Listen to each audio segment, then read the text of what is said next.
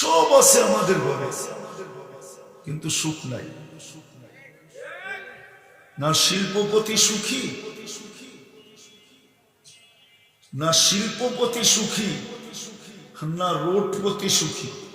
যে রোডে আছে ও সুখী না, আবার যে শিল্পের মালিক সেও সুখী না। অট্টালিকা আলো সুখী না, ঝুপড়ি আলো সুখী না। আপনারা জানেন না, যুবকরা জানে, ওরা সারাদিন নেট ঘাটে। তো এই সপ্তাহ 2 আগেই একজন মারা গেছে, আত্মহত্যা করছে, সেলিব্রিটি নায়িকা, ঠিক না? হ্যাঁ, কিসের অভাব ছিল? অভাব ছিল কিছু? হ্যাঁ, কোনো অভাব ছিল না। দামি ফ্ল্যাট, ফার্নিচার, এমন কিছু না ছিল না, নাই তার ঘরে। পার্সোনাল মেকআপ ম্যান পর্যন্ত ছিল, পার্সোনাল, অথবা বলা যায় ঘরের ভিতরেই পার্সোনাল বিউটি পার্লার ছিল।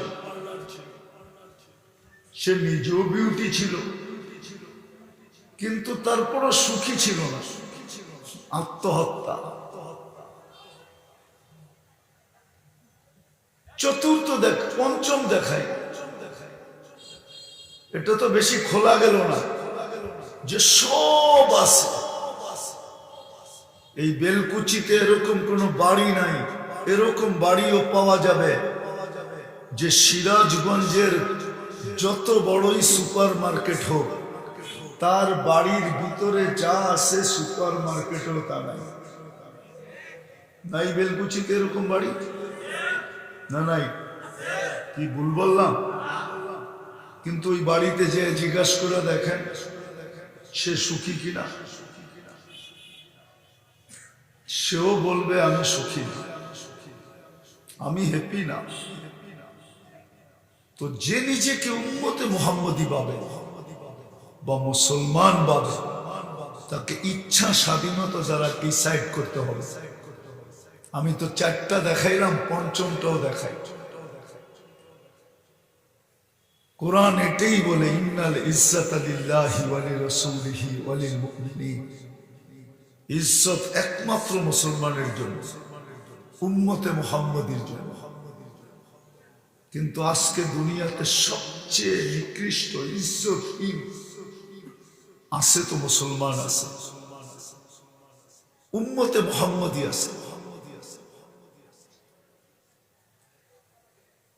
তো আমাদেরকে আজকে সিদ্ধান্ত নিতে হবে যে এই ছোট জীবনটায় যতদিন থাকবো, যেমন আছি তেমন থাকবো, না আমি সবার উপরে থাকবো, না আমি নিরাপত্তার চাদরে ঢাকা থাকবো, না আমি ক্লান্তিহীন লালিত পালিত হতে থাকবো, না আমি সুখের জীবন পাবো, সুখের জীবন চাবো। আমি ইজ্জতের মালা পরা বাস করতে চাই। এটা চাই না বর্তমানে যেটা আছে এটা চাই? এটা আমাদেরকে ইচ্ছা দ্বারা কিন্তু ডিসাইড করতে হবে, সিদ্ধান্ত নিতে হবে। কেননা কোরআন এটাই বুঝায়, ইন্নাল্লাহা লা ইউগাইয়িরু বিকওমিন। আল্লাহ সদিচ্ছায় মুসলমানের ঘরে অস্তিত্ব দিছেন তো বটে, উম্মতে মুহাম্মদী বানাইছেন বটে। মুসলমানের ঘরে আমরা আমাদের ইচ্ছায় আসি না, আল্লাহর ইচ্ছায় আসি। আবার ওই ইচ্ছাটাও একটা বিশেষ ইচ্ছা ছিল। এর চেয়ে বিশেষ কোন ইচ্ছা আমার মনে হয় না আল্লাহর। এর চেয়ে বিশেষ কোন ইচ্ছা আছে? যদি থাকতো তাহলে কোরআন এই কথা বলতেন না, কোরআন এই কথা বলতো না। মাইয়ুরিদিল্লাহু আইয়াহদিয়াহু ইয়াশরাহ সাদরাহু লিল ইসলাম। তাহলে বোধ হলো বিশেষ একটা ইচ্ছা দিয়ে মুসলমানের ঘরে পাঠাচ্ছে। এর চেয়েও একটা বিশেষ ইচ্ছা আমাদের উপরে কাজ করছে। ওই বিশেষ ইচ্ছা যদি না হইতো, তাহলে কুদরতি হাতে বাছাইকৃত হয়ে আমরা উম্মতে মুহাম্মদীর অন্তর্ভুক্ত কোনোদিন হতে পারতাম না। আমরা বিশেষ ইচ্ছার মাধ্যমে কুদরতি হাতের ছোঁয়া আমরা উম্মতে মুহাম্মদী নির্বাচিত হয়েছি। আলহামদুলিল্লাহ লা নুহসি সানাআন কামা হুয়া আসনা আলা নাফসি আল্লাহুম্মা লাকাল হামদ কামা ইয়ানবাগি লিজালালি ওয়াজহি ওয়া আযীমি সুলতানি আল্লাহুম্মা লাকাল হামদ কুল্লাহু ওয়া দিক্কাহু ওয়া জিল্লাহু সিররাহু ওয়া আলানিয়াতাহু আউওয়ালাহু ওয়া আখিরাহু সগীরাহু ওয়া কাবীরাহু আল্লাহুম্মা লাকাল হামদ হামদান খালিদান মা খুলুদিক দাইমান মা দাওয়ামিক لا منتهى له دون علمك ولا منتهى له دون معصيتك الأحد الصمد الذي لم يتخذ صاحبة ولا ولد خلق الخلق وأحصاهم عدد رفع السماء بقدرته بغير عمد بسط الأرض بقدرته على ماء الجمد قسم الرزق فلا ينسى من خلقه أحد ولم يكن له كفوا أحد الحي القيوم علي العظيم جواد الكريم حنان منان فعال لما يريد والصلاة والسلام على حبيبنا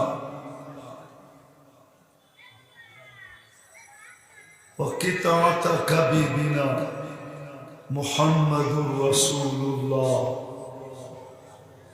الذي بعثه إلى الجن وإلى الإنس وإلى الأبيض وإلى الأسود وإلى المشرق وإلى المغرب بشيرا ونذيرا داعيا إلى الله رحمة للعالمين شفيع المذنبين خاتم النبيين حريص بالمؤمنين رؤوف رحيم صلى الله عليه وعلى آله وأصحابه وأتباعه صلاة وسلاما كثيرا كثيرا أما بعد فأعوذ بالله من الشيطان الرجيم بسم الله الرحمن الرحيم أنتم الأعلون إن كنتم مؤمنين وقال رسول الله صلى الله عليه وسلم من رغب عن سنتي فليس مني وقال عليه الصلاة والسلام من أطاعني دخل الجنة ومن عصاني فقد أبى أو كما قال عليه الصلاة والسلام উক্ত মাহফিলের সম্মানিত সভাপতি, উপস্থিত উলামায়ে কেরাম, এলাকা থেকে আগত মুসলমান ভাইয়েরা, যেই পর্যন্ত লাউড স্পিকারের আওয়াজ পৌঁছতেছে, যদি শোনার সুযোগ থাকে তো পর্দার অন্তরালে মা ও বোনেরা, কোরআন হাদিস থেকে যতটুকুই তেলাওয়াত করলাম আশা রাখি একই সামনে রেখে কিছু কথা রাখবো। সাথে সাথে সকলের কাছে দোয়ার দরখাস্ত, আল্লাহ আমাকে আপনাদেরকে সকল শ্রোতাকে যা শুনবো তার উপরে আমল করার তৌফিক দান করেন। সাথে সাথে অনুরোধ থাকবে কথাগুলো ধ্যান খেয়াল একাগ্র চিত্তে মনোযোগ সহকারে দিলের কানে শুনবে, মাথার কানে, এবং চুপচাপ শুনবে। কেননা দিনী মজলিস দ্বীনি কথা, আল্লাহর পক্ষ থেকে শোনার কোনো পদ্ধতি থাকবে না, এটা হইতেই পারে না। এই জন্য দ্বীনি মজলিস আর দ্বীনি কথা শোনার পদ্ধতি আল্লাহর পক্ষ থেকে নির্ধারিত। ফাস্তামিউ, দিলের কান দিয়ে শোনো। আনসিতু, বিলকুল চুপচাপ। এই দুটাই আল্লাহর পক্ষ থেকে শর্ত, নিয়ম পদ্ধতি। যদি পুরা করতে পারি তাহলে দেখা যাবে ইনশাআল্লাহ, সুম্মা ইনশাআল্লাহ 100-তে 100 আশা রাখতে পারি যে দয়ার চাদর আমাদের উপরে হবেই হবে, আল্লাহর রহমত আমাদের উপরে হবেই হবে। কেননা কোরআন বলতেছে লাআল্লাকুম তুরহামুন, নিঃসন্দেহে আমি তোমাদের উপরে রহমত নাজেল করবই করব। ইনশাআল্লাহ এইভাবে শুনবো তো? মেরে আজিজ ও সত্য এটাই, আমাদের জীবনটা কিন্তু ছোট। আমাদের বলতে এই উম্মতে মুহাম্মাদির জীবন বড় ছোট। অন্যান্য উম্মতের তুলনা করলে আমাদের জীবনটা অনেক ছোট, 60-70 বছর। কিন্তু আরেক দিকে যদি তাকাই তো আরো ছোট। কেননা আমাদের প্রথম 15 বছর প্রাপ্ত বয়স্ক না হওয়া পর্যন্ত এই সময়টা নিষ্পাপের পাত্রে থাকে, নিষ্পাপের পাত্রে। কোনো পাপ লেখা হয় না, বিলকুল নিষ্পাপ। এই পেয়ালার ভিতরে এই জীবনটাকে রেখে দেওয়া হয়। তাহলে 70 বৎসরের থেকে 15 চলে গেলে আর রইলই কতটুকু? আবার আরেকটা সময়ের দিকে যদি তাকাই, যেটা কলম উঠানো থাকে, আমাদের বিরুদ্ধে কিছুই লেখা হয় না। সেটা হলো যতক্ষণ আমরা ঘুমন্ত থাকি ততক্ষণ কলম আমাদের বিরুদ্ধে কিচ্ছু লেখে না। পক্ষে লেখে কিন্তু বিরুদ্ধে না। মনে হয় বুঝাইতে পারতেছি না। কলম আমাদের বিরুদ্ধে যায় না, পক্ষে যায়। এই দিকে তাকাইলে আমাদের জীবনটা আরো ছোট। যদিও বলি 60-70, কিন্তু দুই দিকে তাকাইলে দেখা যায় আমাদের জীবনের পরিধিটা অনেক ছোট। হিসাব করতে হবে কতটুকু ছোট, বিলকুল ছোট। ছোট হলে কি হবে? সৃষ্টির ভিতরে একমাত্র মানুষকে আল্লাহ ইচ্ছা স্বাধীনতা দিয়েছে। কোন সৃষ্টিকে কিন্তু আল্লাহ ইচ্ছা স্বাধীনতা দেন না। ইচ্ছা স্বাধীনতা দিয়েছেন বিদায়ী আমরা মানুষ, নাহলে আমরা মানুষ হতাম না, আমরা অন্য কিছু হতাম। কেননা মানুষ ব্যতীত আল্লাহ কাউকে ইচ্ছা স্বাধীনতা দেন না। বিশালত্ব আছে বটে, কিন্তু ইচ্ছা স্বাধীনতা নেই। যদি একটু চোখে খুলে দেখি তো আকাশটা বড় বিশাল, কিন্তু এর ইচ্ছা স্বাধীনতা নেই। কিন্তু বলবেন আকাশটা তো প্রাণী না, প্রাণী দেখাইতেছি বিশাল। জিবরিল আলাইহিস সালাম অনেক বিশাল। রাসুহু ফাওকা সাবঈ সামাওয়াত, মাথা যদি উঁচা করেন তো 7 আকাশের উপরে চলে যাবে। রিজলুহু তাহতাস সারা, পাও প্রসারিত করলে তাহতা সারা পর্যন্ত চলে যায়। সিত্তু মিয়াতু জানা, 600 পাখা টানা। লাউ কাশাফা জানাহাই লাগাত্তাল মাশরিক ওয়াল মাগরিব। 2 ডানা প্রসারিত করলে 2 সীমান্ত ঢেকা যায়, কিন্তু ওনার কোনো ইচ্ছা স্বাধীনতা নেই। ইসরাফিল কত বড়, সমগ্র সৃষ্টি এবং জগৎকে 1 ফুতে নিঃশেষ করবেন। নাফখাতান ওয়াহিদা কোরআনে আছে, একটা ফু দিবে। ফাইদা সামাওয়াতু ওয়াল আরদ ওয়া মা ফিহিন্না তাকুনু হাবাআম মানসুরা। আকাশ জমিনের ভিতরে যা আছে সব নিঃশেষ হবে, কিন্তু ওনার কোনো ইচ্ছা স্বাধীনতা নেই।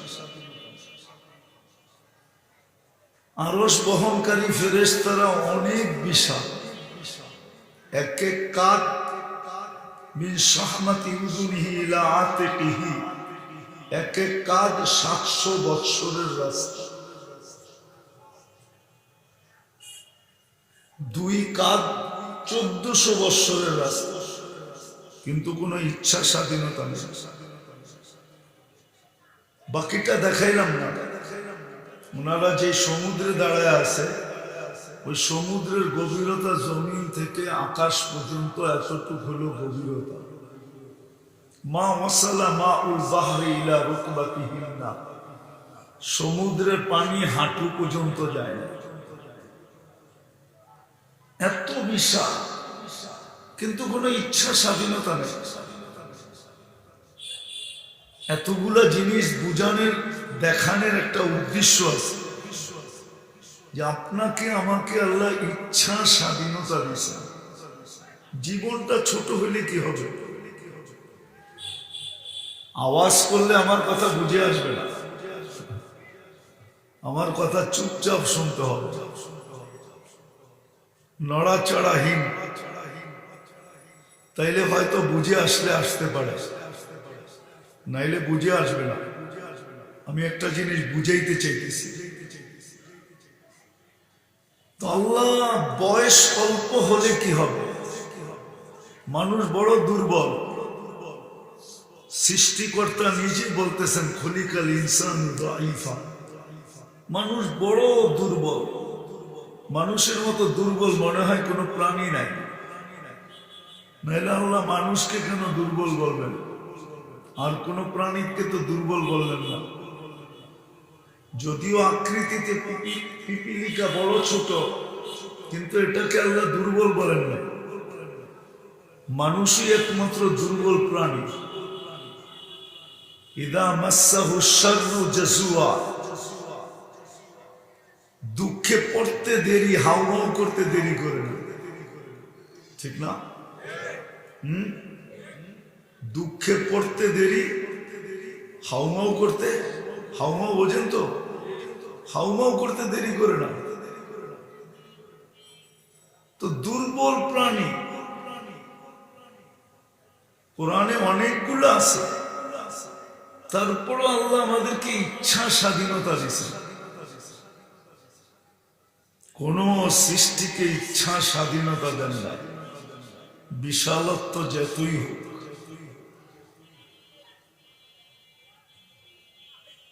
আর ইচ্ছা স্বাধীনতা এই জন্যই দিচ্ছেন যে ইচ্ছার মাধ্যমে আমাকে সিদ্ধান্ত নিতে হবে। কেন ইচ্ছা ছাড়া সিদ্ধান্ত নেওয়া যায় না, ইচ্ছার দ্বারাই সিদ্ধান্ত নিতে হয়।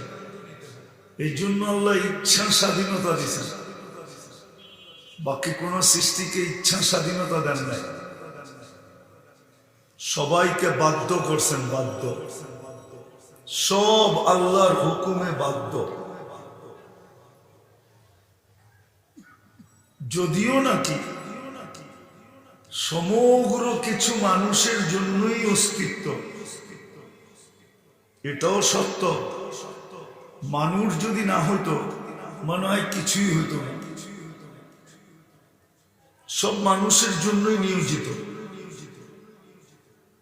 জমিন বলেন তো এটা মানুষের জন্য তৈরি। হুয়াল্লাযী খালাকা লাকুম মা ফিল আরদি জামিয়া, জমিনে যা কিছু আছে সব আমাদের জন্য, অন্য কারো জন্য না। আনবে বলবেন অন্য তো ভোগ করে, ওটো আল্লাহ বলে দিছে, ওটো তোমাদের সুবাদে ভোগ করে, তোমাদের কারণে ভোগ করে, নাইলে ওদের ভোগের অধিকার নাই। আমাদের কারণে ভোগ করে, আমাদের জন্য ভোগ করে। গরু ঘাস খায় বটে, কিন্তু আমাদের জন্য খায়, নাইলে দুধ কোত্থেকে পাবো, মোটা তাজা কি করে হবে, শত আইটেম ওর গোশ দিয়া কি করে তৈরি হবে, ঠিক না? তো খায় তো আমাদের জন্য, সবকিছুই কিন্তু আমাদের জন্য। তা সত্ত্বেও আল্লাহ আমাদেরকে ইচ্ছা স্বাধীনতা দিয়েছেন, কেননা আমাকে ইচ্ছা দিয়েই নির্ণয় করতে হবে, ডিসাইড করতে হবে, সিদ্ধান্ত নিতে হবে। ইচ্ছা না থাকলে কিন্তু সিদ্ধান্তের কোনো প্রশ্ন হতো না। ইচ্ছা স্বাধীনতা আছে বিদায়ী আমাদেরকে সিদ্ধান্ত নিতে হবে। দুটা সিদ্ধান্ত আমার, দুটা রাস্তা। যতদিন এখানে থাকবো এটা একটা রাস্তা, যেদিন এইখান থেকে চলে যাব ওটার জন্য আরেকটা রাস্তা। যতদিন এইখানে থাকবো এই ছোট জীবনটায় উম্মতে মুহাম্মদী বলতেছি আমি, অন্য কাউকে না। যে নিজেকে উম্মতে মুহাম্মদী ভাবে, যে নিজেকে মুসলমান ভাবে, তাকে ডিসাইড করতে হবে, সিদ্ধান্ত নিতে হবে ইচ্ছা স্বাধীনতার মাধ্যমে। চাই সে যুবক হোক, চাই সে বৃদ্ধ হোক, চাই সে নারী হোক, চাই সে পুরুষ হোক, যতদিন এইখানে থাকবে ইচ্ছা স্বাধীনতার মাধ্যমে তাকে সিদ্ধান্ত নিতে হবে যে আমি যতদিন এই দুনিয়ায় থাকব, আনতুমুল আ'লাউনা, আমি সবার উপরে থাকব না আমি সবার পায়ের নিচে থাকব।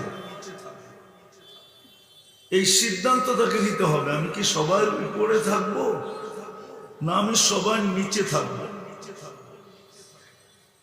বুঝাইতে পারতেছি? দ্বিতীয় তাকে সিদ্ধান্ত নিতে হবে, আমি কি নিরাপত্তার চাদরে থাকব না নিরাপত্তাহীনতায় ভুগতে থাকব। উলাইকা লাহুমুল আমান, নিরাপত্তার চাদরে থাকব না আমি নিরাপত্তাহীনতায় ভুগতে থাকব। আমি একটা একটা করে দেখাইতেছি। আজকে মুসলমান দুনিয়ার ভিতরে সবচেয়ে নিচে, দুনিয়ার চোখে মুসলমান আজকে সবচেয়ে বেশি নিচে, ঘৃণিত, অবহেলিত, দীক্ষিত, লাঞ্ছিত, বঞ্চিত, নিকৃষ্ট। এই জন্যই আমি কথা এটা শুরু করলাম, জানি না বুঝাইতে পারতেছি কিনা। আমাকে সিদ্ধান্ত নিতে হবে, ইচ্ছা স্বাধীনতা দ্বারা সিদ্ধান্ত নিতে হবে যে আমি কি সবার উপরে থাকবো না সবার পায়ের নিচে থাকবো। আমি কি নিরাপত্তার চাদরে থাকবো না নিরাপত্তাহীনতায় থাকবো। আজকে মুসলমান সবচেয়ে বেশি অনিরাপদ, মুসলমানের মতো অনিরাপদ কেউ নাই। আমি কি তৃতীয় লাহুম রিজকুন কারীম, আমি কি পায়ের ঘাম মাথায় ঝরায়া আমার প্রয়োজন মেটাবো না আমি ক্লান্তিহীন আমার প্রয়োজন মেটাবো। হাদিসের শব্দ, হাদিসের শব্দ, হাদিসের শব্দ দিতেছি আপনাকে। লারাযাকাকুম কামা ইয়ারযুকুত তাইর, আমি তোমাদেরকে পাখির মতো পালবো, পাখির মতো। আমি কি পাখির মতো লালিত পালিত হব, না আমি মাথার গাম ঝড়ায়া লালিত পালিত হব? আজকে সারা দুনিয়ার মুসলমান মাথার গাম পায়ে ঝড়ায়া লালিত পালিত, পাখির মতো লালিত পালিত। আমি ছোট জীবনটা নিয়ে প্রথমে বলি, ছোট জীবনটা নিয়ে প্রথমে দেখাইতেছি, ছোট জীবনটা নিয়ে একটু ধ্যান দিয়ে শুনতে হবে। বারবার বলতেছি, আমি কি ছোট জীবনটা হায়াতান তাইয়্যিবা, সুখে থাকবো, না সবকিছু থাকা সত্ত্বেও আমি দুনিয়ার সবচেয়ে দুঃখী হব? আজকে মুসলমানের কাছে সবকিছু আছে, দুনিয়ার 70% সম্পদ মুসলমানের কাছে, দুনিয়ার 70% সম্পদ মুসলমানের কাছে। আমি দুই একটা দেখাই। দুনিয়ার সবচেয়ে বেশি তেল মুসলমানের কাছে, যেটাকে লিকুইড সোনা বলে, লিকুইড সোনা।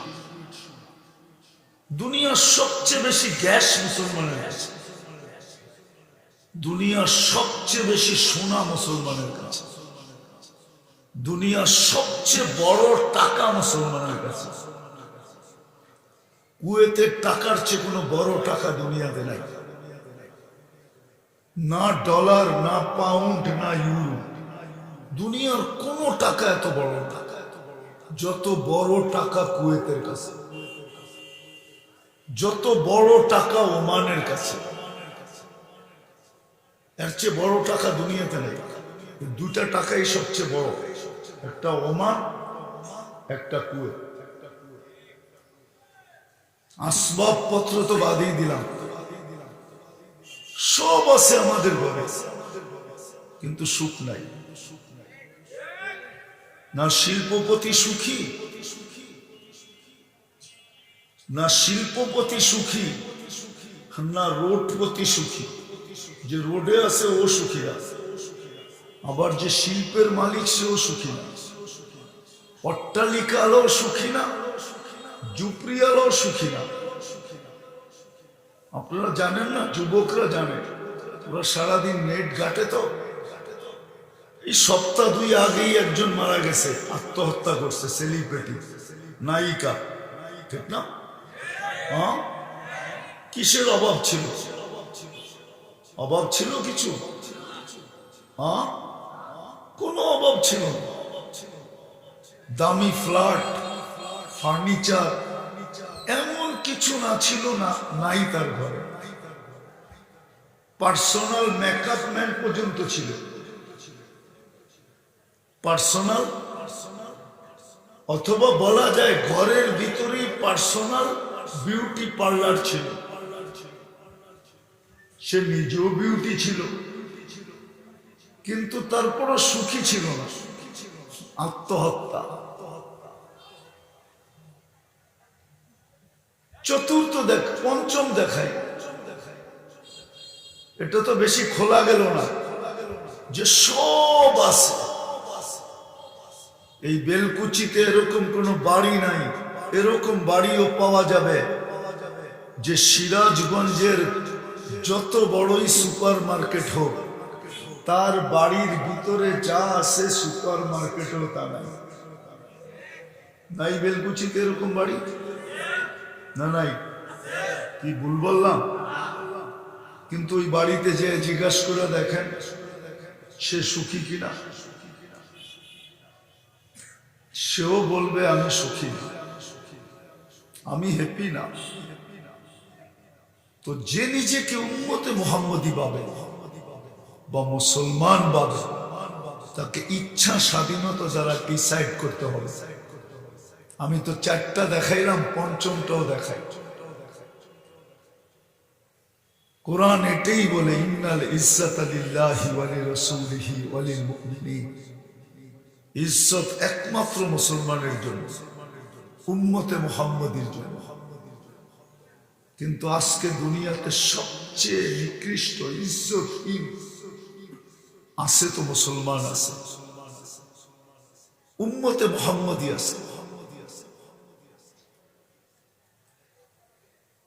তো আমাদেরকে আজকে সিদ্ধান্ত নিতে হবে যে এই ছোট জীবনটায় যতদিন থাকবো, যেমন আছি তেমন থাকবো, না আমি সবার উপরে থাকবো, না আমি নিরাপত্তার চাদরে ঢাকা থাকবো, না আমি ক্লান্তিহীন লালিত পালিত হইতে থাকবো, না আমি সুখের জীবন পাবো, সুখের জীবন চাবো। আমি ইজ্জতের মালা পরা বাস করতে চাই, এটা চাই না বর্তমানে যেটা আছে এটা চাই। এটা আমাদেরকে ইচ্ছা দ্বারা কিন্তু ডিসাইড করতে হবে, সিদ্ধান্ত নিতে হবে। কেননা কোরআন এটাই বুঝায়, ইন্নাল্লাহ লা ইউগাইয়িরু বিকওমিন। আল্লাহ সদিচ্ছায় মুসলমানের ঘরে অস্তিত্ব দিছেন তো বটে, উম্মতে মুহাম্মদী বানাইছেন বটে। মুসলমানের ঘরে আমরা আমাদের ইচ্ছায় আসি, আল্লাহর ইচ্ছায় আসি।